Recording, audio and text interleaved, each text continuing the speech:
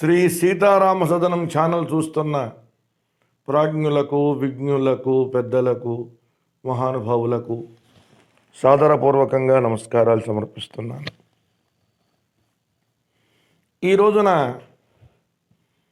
భీష్మ ఏకాదశి, దీనినే భీష్మైకాదశి అంటారు. కొంచెం వ్యాకరణం తెలిసిన భీష్మ ప్లస్ ఏకాదశి వృద్ధి సంధి భీష్మైకాదశి. అనేకమైనటువంటి ఏకాదశులు ఉన్నాయి. అనేకమైనటువంటి ఏకాదశులకు అనేకమైనటువంటి పేర్లు కూడా ఉన్నాయి. కానీ మాఘమాస శుక్లపక్షంలో వచ్చేటువంటి ఈ ఏకాదశిని భీష్మైకాదశి అని అంటారు. కొంతమంది ఈ రోజునే పాండవులకు భీష్ముడు శ్రీ విష్ణు సహస్రనామాన్ని చెప్పాడు అని కూడా అంటున్నారు. కానీ ఒకసారి మనం మహాభారతాన్ని పరిశీలిస్తే, మహాభారతంలో వ్యాస మహర్షి చెప్పినటువంటి విషయాన్ని బాగా చూసినట్లయితే, భీష్ముల వారు మాఘ శుద్ధ అష్టమి నాడు శరీరాన్ని విడిచాడు. మాఘ శుద్ధ అష్టమి నాడు శరీరాన్ని విడిచినవాడు మాఘ శుద్ధ ఏకాదశి నాడు ఉపదేశం చేసే అవకాశం ఎలా ఉంటుంది? ఉండేటువంటి అవకాశం లేనుగాక లేదు. మరైతే భీష్మాష్టమి బాగుంది, మరి ఎందుకని భీష్మ ఏకాదశి అంటున్నారు అనేటటువంటి సందేహం సహజంగా ఎవరికైనా లోకంలో వస్తుంది.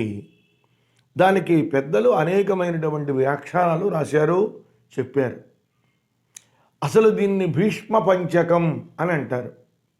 ఏ రోజు నుంచి ఏ రోజు వరకు భీష్ముడు శరీరాన్ని వదిలిపెట్టిన దగ్గర నుంచి అష్టమి, నవమి, దశమి, ఏకాదశి, ద్వాదశి, ఈ 5 రోజులు కూడా భీష్మ పంచకం. ఈ 5 రోజుల్లో భీష్ముల వారికి సంబంధించిన దివ్య గుణ వైభవాన్ని మనం తెలుసుకోవాలి. అన్నిటికన్నా కూడా పరమాత్మ స్వరూపమైనటువంటి తిథి ఏది అని అంటే ఏకాదశి. భీష్ముల వారు అష్టమి నాడు శరీరాన్ని విడిచిపెట్టారు. ఏ అష్టమి నాడే ఎందుకు, ఏకాదశి దాకా ఉండొచ్చుగా అనేటువంటి సందేహం మనకి రావచ్చు. స్వచ్ఛంద మరణం కలిగినవాడు భీష్ముడు. తండ్రి శంతనుని ద్వారా ఆ దివ్యమైనటువంటి వరాన్ని పొందిన మహానుభావుడు. అసలు ఆయన పేరు భీష్ముడు కాదు, దేవవ్రతుడు. కానీ తండ్రికి మాట ఇచ్చి మరి పినతల్లి తల్లి దగ్గర ప్రతిజ్ఞ చేశాడు, నేను వివాహం చేసుకోను, బ్రహ్మచారిగానే జీవితాంతం ఉంటాను. అది భీషణమైనటువంటి ప్రతిజ్ఞ కాబట్టి భీష్మ అన్నారు దేవతలందరూ కూడా. అప్పటి నుండి దేవవ్రతునకు భీష్మ అన్నటువంటి పేరు వచ్చింది. ఆ పేరే లోకంలో చిరస్థాయిగా నిలిచిపోయింది. అప్పుడు వాళ్ళ నాన్నగారు మెచ్చుకుని, నాయనా గాంగేయ దేవవ్రత, నీకు వరం ఇస్తున్నాను, నీవు కోరినప్పుడే మరణం నిన్ను సమీపిస్తుంది. ఇప్పుడు నిజానికి అలా అన్నప్పుడు అసలు నేను చావను పో అంటే ఆయన చచ్చిపోయే అవకాశమే లేదు. కానీ మనం గమనించాల్సిన విషయం మహాభారతంలో ఒకటి ఉంది. భీష్ముల వారు 10 రోజులు యుద్ధం చేశారు. 18 రోజుల యుద్ధంలో భీష్ముల వారు 10 రోజులు యుద్ధం చేశారు. 10వ రోజు తెల్లవారుజామున వాళ్ళ అన్నలు 7 వసువులు కనపడ్డారు. ఈయన అష్టవసువుల్లో చిట్ట చివరివాడు. ఏరా నాయనా, ఇంకా ఎంతకాలం ఈ యుద్ధం? నీవు తిరిగి వచ్చేటువంటి సమయం ఆసన్నమైంది, వచ్చేసాయి అని అన్న తర్వాత ధర్మరాజుల వారు వచ్చి అడిగారు. అర్జునుడు వచ్చాడు, కృష్ణుడు వచ్చాడు. తాత, నీ తేజస్సు దుర్నిరీక్షంగా ఉంది, నిన్ను పడగొట్టాలంటే ఏం చెయ్యాలి అని అడిగారు. అడిగితే భీష్ముల వారు ఒక మాట అన్నారు, నాయనా అర్జున, శిఖండిని అడ్డు పెట్టుకుని నన్ను కొట్టు. అర్జునుడు అన్యాయం చేయలేదండి, ఆయన చెప్పింది చేశాడు. అప్పుడు శిఖండిని అడ్డు పెట్టుకున్న వేళ ఈయన అస్త్ర సన్యాసం చేశాడు, శస్త్ర సన్యాసం చేశాడు భీష్ముల వారు. అప్పుడు కొట్టాడు. నన్ను కొట్టు అని అన్న తర్వాతనే కొట్టాడు. అలా కొట్టినటువంటి అర్జునుల వారి యొక్క బాణములన్నీ కూడా భీష్ముల వారికి ముందు వెనక అంతా కూడా గుచ్చుకున్నాయి. ఏదో కింద బాణాలు గుచ్చి ఆయన పడుకోబెట్టలేదండి. మనకి భీష్మ పర్వంలో చాలా స్పష్టంగా ఉంటుంది.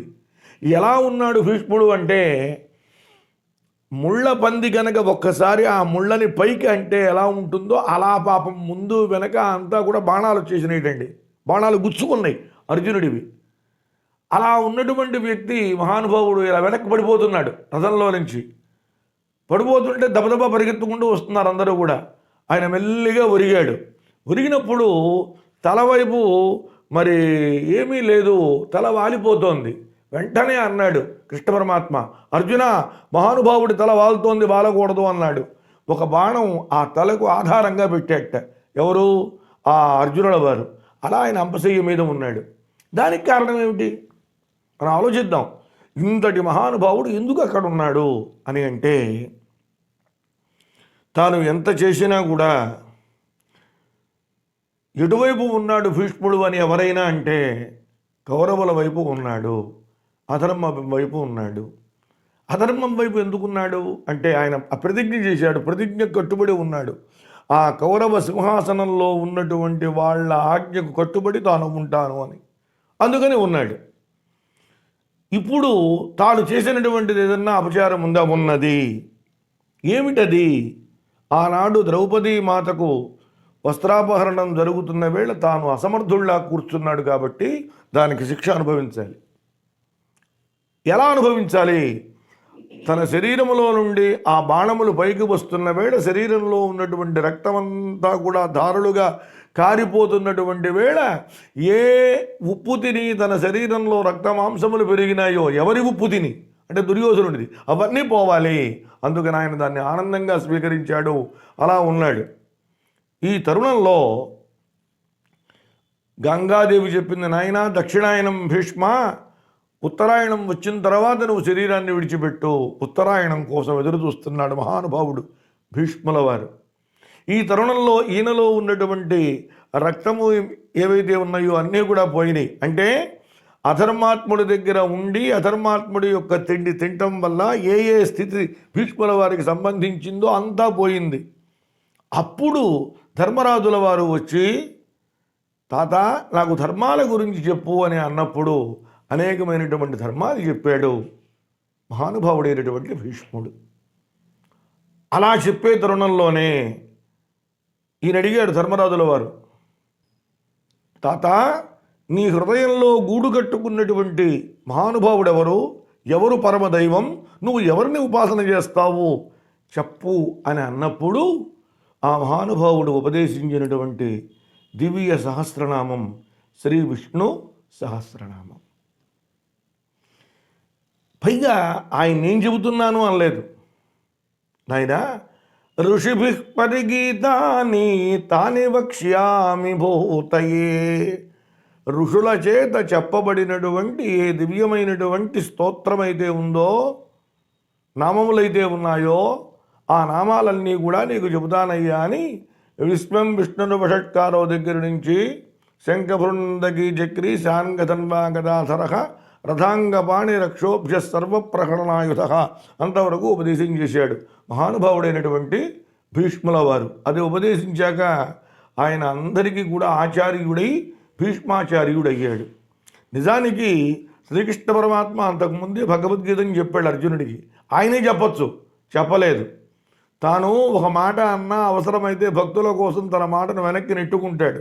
భగవంతుని మాట గొప్పదా, భాగవతోత్తముని మాట గొప్పదా అంటే భగవంతుని మాట కన్నా భాగవతోత్తముని మాట గొప్పది. కాబట్టి భాగవతోత్తముని నోటి వెంట తన యొక్క గొప్పతనం తెలియజేయబడాలి అనేటువంటి ఉద్దేశంతో ఆ మహానుభావుడైనటువంటి భీష్ముల వారికి సర్వవిధములైనటువంటి బాధలను తీసివేసి నాలికపై తడి వచ్చేట్టుగా చేసి, అలాగే స్మృతిపథంలో మర్చిపోయిన విషయాలన్నీ కూడా గుర్తు వచ్చేట్టు చేసి ఆయన చేత ఉపదేశింపజేసినటువంటి మహానుభావుడు ఎవరు అంటే భీష్ముల వారు.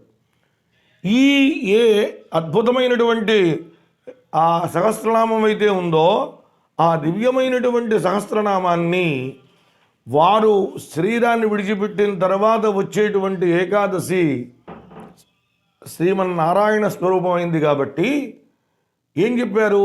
దీన్ని భీష్మ ఏకాదశి అంటే భీష్ముల వారు మరణించినటువంటి అంటే శరీరాన్ని విడిచిన తర్వాత వచ్చేటువంటి ఏకాదశి కాబట్టి దీన్ని భీష్మ ఏకాదశి అన్నారు.